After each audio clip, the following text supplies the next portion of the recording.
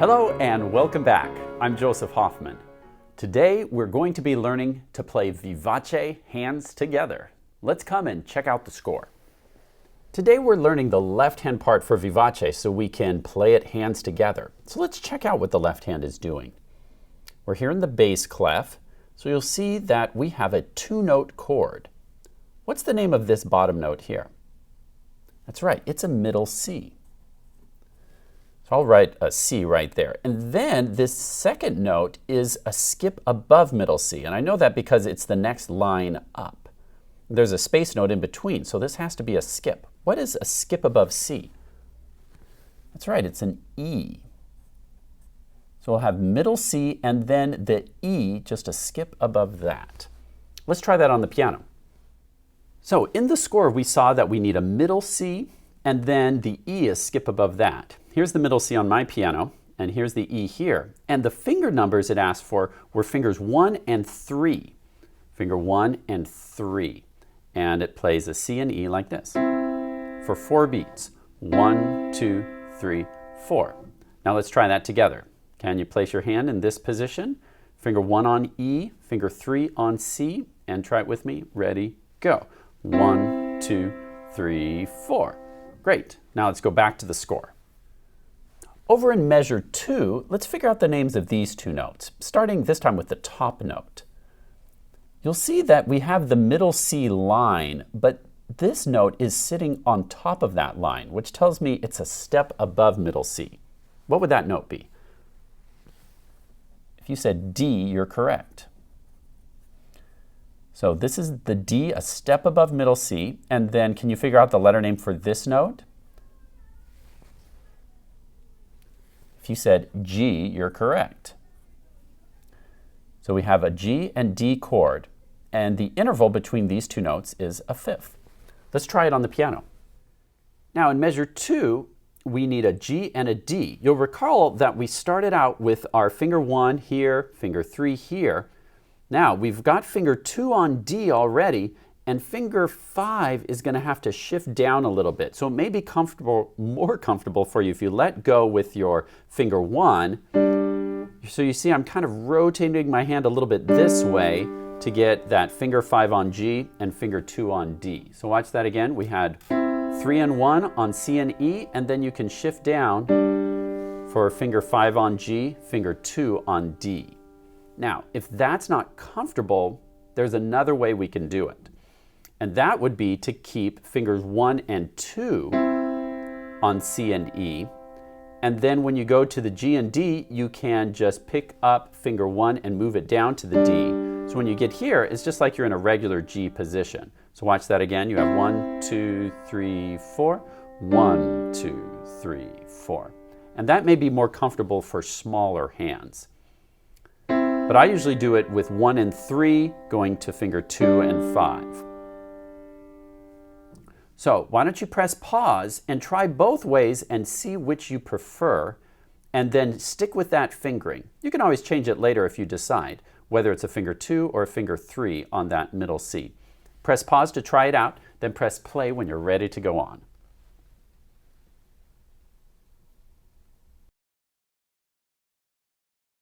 All right. Now let's try all of line 1 together. Whatever fingering you've chosen, just use that. And what we're going to do is play line 1 while counting the beat out loud.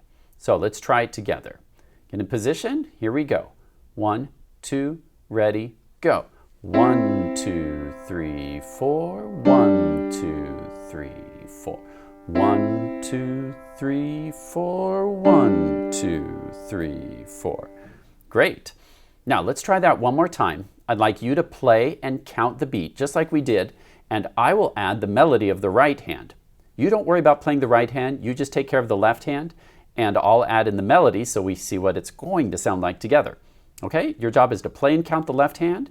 I'll count off 4 beats and then we start. 1, 2, 3, 4. 1, 2, 3, 4. 1, 2, 3, 4. 1, 2, 3, 4. 1, 2, 3, 4.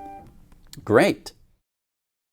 Now, if you take a look at line 2, you'll notice that the left hand at the end of line 2 has G and D for just a half note, 2 beats, going to a half note, 2 beats on C and E.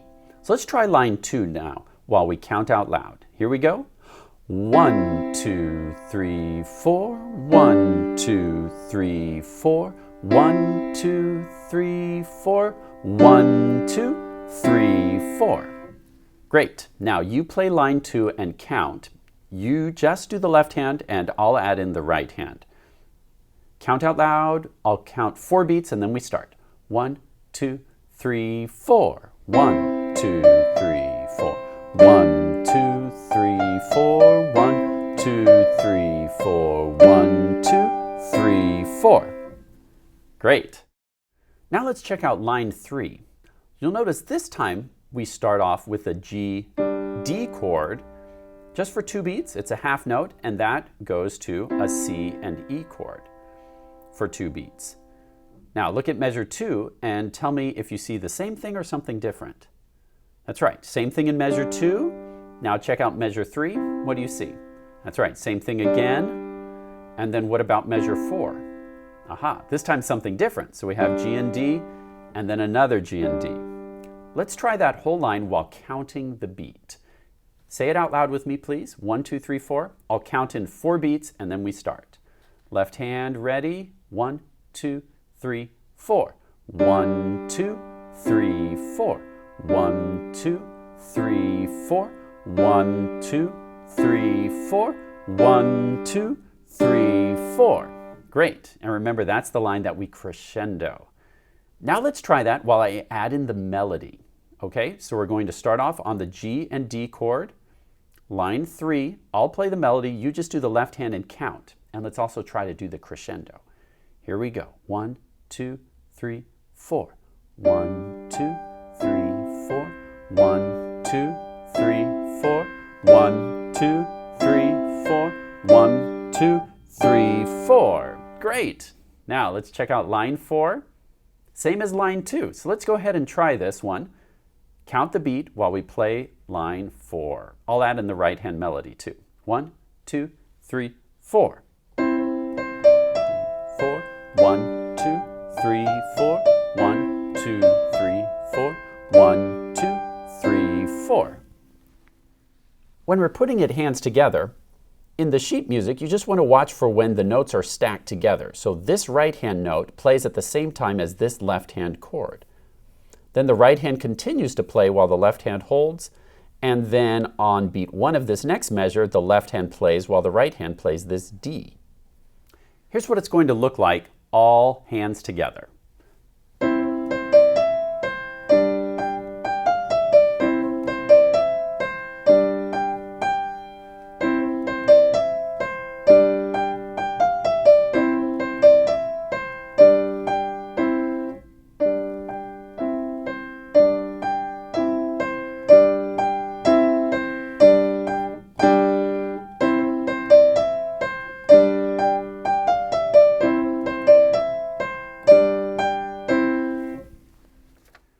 Now it's time to, you guessed it, practice. Remember, even though this piece is meant to be played on the fast side, the title is Vivace after all, I encourage you to not play it fast while you're learning it. The smartest pianists practice slowly at first to get it right, and then it's much easier to play it at a faster speed later. And even once you've mastered it, it's important to not play so fast that it starts to get sloppy. I'll show you what I mean. Sometimes I have students get so excited they start to play like this. And it's like, whoa, slow down, because I can't really hear the notes, and then I'm not enjoying the song. It'd be kind of like, if someone talks like that, you can't understand what they're saying. Same with music. When you play these notes and you're stepping down, if they all mush together like this, that's not really enjoyable to listen to. So make sure you can hear each note distinctly. You have to pick up one finger when the next one is ready to play, one note at a time. Now, one thing that can really help you not get out of control with the speed is to practice with a metronome. My rule is never go up a metronome speed until you can play it with no missed notes and really comfortably at the slower speed. And that's when you can bump it up. I highly recommend you start practicing at first at a speed that's really comfortable, like maybe 92 beats per minute. That would sound like this.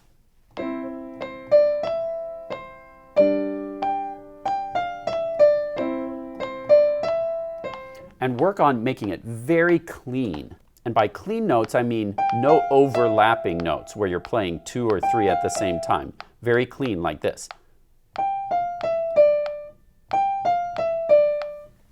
Now, when you can play it with no missed notes at 92 beats per minute, then bump it up to 100 beats per minute, which on my metronome is 2 speeds faster.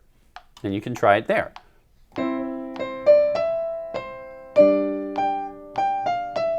Once you've mastered it at 100, go 2 speeds faster to 108, then 116, then 126, then 138 may be the final speed, where you're going to be playing it pretty lively, vivace.